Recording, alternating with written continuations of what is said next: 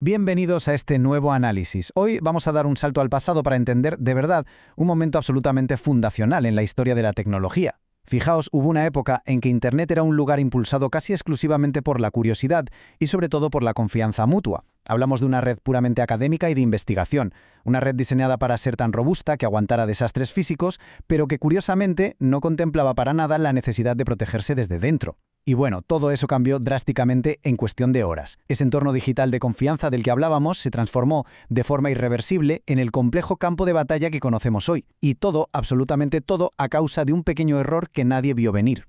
Pongámonos en situación. Viajamos a la Universidad de Cornell, en la tarde del 2 de noviembre de 1988.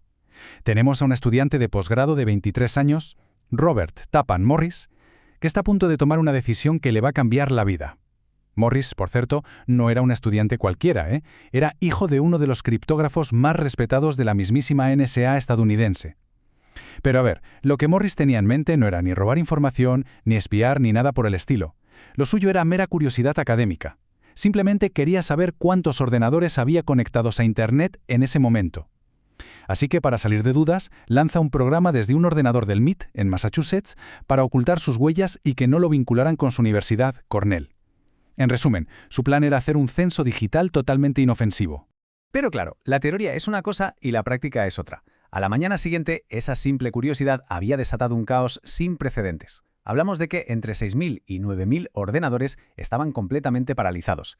Y para que nos hagamos una idea real de esta magnitud, hay que entender que esa cifra suponía, ojo a esto, entre el 6 y el 10% de toda la red de Internet de la época. De pronto, laboratorios militares, universidades y centros de investigación punteros se encontraron con los sistemas totalmente colapsados. Nadie sabía de dónde venía el golpe ni cómo pararlo, lo que provocó un pánico global que mantuvo en vilo a los expertos durante 72 larguísimas horas. Fue literalmente el primer gran apagón digital de la historia. Y lo más impactante de todo es que este colapso cambió de golpe la percepción pública de la seguridad informática. La sociedad se dio cuenta de la noche a la mañana de que Internet ya no era un simple experimento inofensivo de 4 académicos. Técnicamente hablando, lo que soltó Morris es lo que hoy en día conocemos como un gusano informático. A diferencia de un virus tradicional, un gusano tiene una habilidad especial. Es capaz de replicarse a sí mismo y saltar de un ordenador a otro de forma completamente autónoma, sin necesidad de que nadie haga clic o ejecute un archivo. Y aquí radicaba el gran problema. En el 88, la infraestructura de Internet no tenía pero es que absolutamente ningún mecanismo para contener algo que se copiaba a sí mismo a esa velocidad. Era una red que carecía por completo de anticuerpos digitales. Para apreciar de verdad el impacto tremendo del gusano de Morris, viene muy bien compararlo con lo que había antes. A ver, los virus ya existían, sí, pero solían ser travesuras. Un ejemplo perfecto es Elk Cloner, creado en el 82 por un chaval de 15 años. Se pasaba a través de disquetes y después de arrancar el ordenador unas cuantas veces, pues te soltaba un poema en la pantalla. Era el equivalente digital a una broma de instituto, pero el gusano del 88 jugaba en otra liga. La diferencia entre Elk Cloner y el gusano de Morris es en esencia la que hay entre una molesta carta en cadena y una pandemia exponencial incontrolable. La primera termina aburriendo y desaparece. La segunda explota, satura por completo los sistemas y no para hasta que no queda un solo rincón por infectar.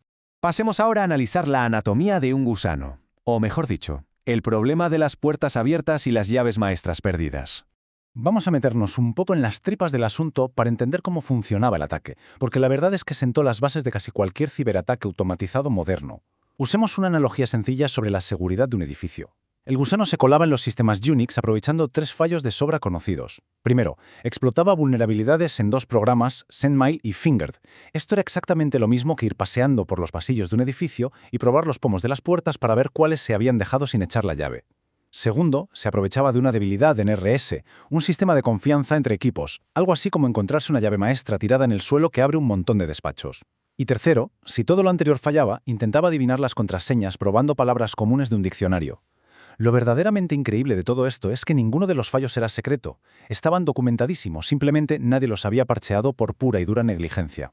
Y aquí llegamos al detalle técnico, al fallo de diseño monumental que convirtió un inofensivo censo en un desastre histórico. Morris no era tonto, sabía que los administradores intentarían frenar su programa instalando una copia falsa del gusano para hacerle creer a la red que el equipo ya estaba infectado y así pasara de largo. Para saltarse esa defensa, programó una instrucción que resultó ser fatal. Si el gusano se encontraba con una copia de sí mismo en un ordenador, se iba a copiar de nuevo de todas formas con una probabilidad de 1 entre 7. Claro, en una red con miles de nodos conectados, esta multiplicación matemática fue absolutamente devastadora. Un solo ordenador terminaba albergando cientos de copias del mismo programa a la vez, devorando toda su memoria RAM y su procesador hasta llevarlo al colapso total. Y todo este colapso nos obliga a detenernos y hacernos una pregunta muy profunda. De hecho, fue la primera vez que la comunidad técnica y legal tuvo que planteárselo a esta escala. ¿Puede un programa destruir algo sin querer? Este incidente nos demostró que hay una línea finísima, casi invisible, entre la pura curiosidad académica y el delito digital. Morris, recordemos, no programó su gusano para borrar discos duros, ni para robar dinero, ni para espiar. Fue un experimento que sencillamente se le fue de las manos de la peor forma posible. Aún así, el daño en tiempo, horas de trabajo y recursos perdidos fue brutal, estimándose entre 10 y 100 millones de dólares de la época. El final de esta historia a nivel legal y personal sentó un precedente tremendo. En 1989, Robert Morris se sentó en el banquillo bajo una ley nuevecita, la Ley de Fraude y Abuso Informático, que se había aprobado apenas un par de años antes. Fue el primero en ser juzgado por algo así.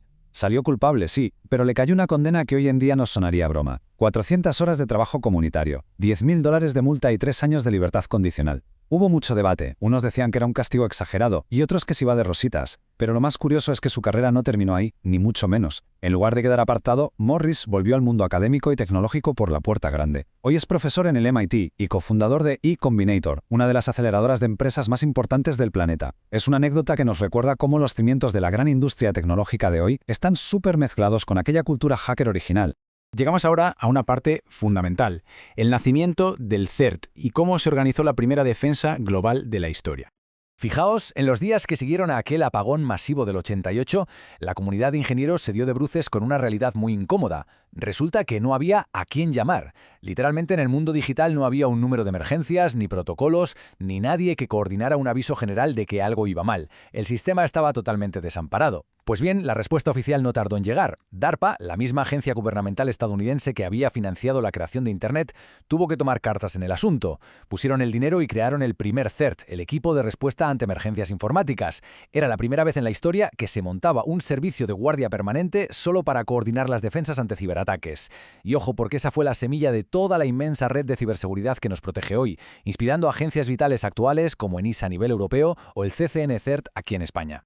Y ahora vamos a dar un salto gigante hasta nuestros días.